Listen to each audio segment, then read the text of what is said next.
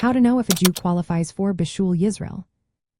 Have you ever wondered what it takes for a Jew to qualify for Bishul Yisrael? This concept is essential in understanding Kashrut, the Jewish dietary laws.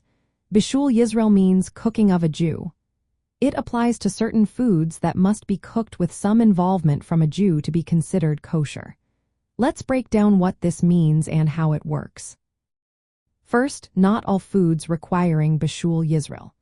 The rule mainly applies to foods that are significant enough to be served at a king's table and cannot be eaten raw.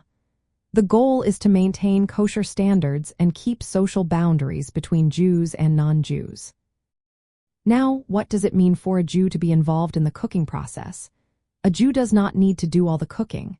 They can qualify by participating in key actions. For example, lighting the fire or turning on the heat source is one way a Jew can fulfill this requirement. Placing the pot on the fire or in the oven also counts. Stirring the food during cooking is another valid action.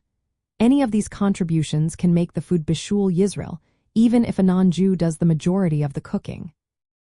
However, there are different opinions among Jewish legal authorities about what level of involvement is necessary. Some authorities, especially in Sephardic communities, believe that a Jew must light the fire or place the pot on the heat for the food to qualify. Others, particularly in Ashkenazic communities, accept partial involvement, like stirring or lighting the fire beforehand. When it comes to practical applications, it is essential to know that not all kosher-certified products requiring Bishul Yisrael. Reliable kosher certifications will indicate when this requirement is necessary and whether it has been met.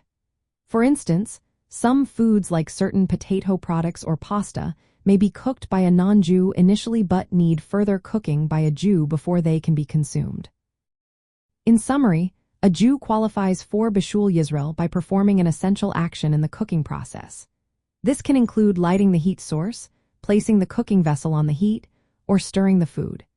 This participation must happen during the cooking of foods that requiring Bishul Yisrael according to Jewish law. Understanding these principles helps ensure that foods meet kosher standards and that the Jew involved fulfills their necessary role.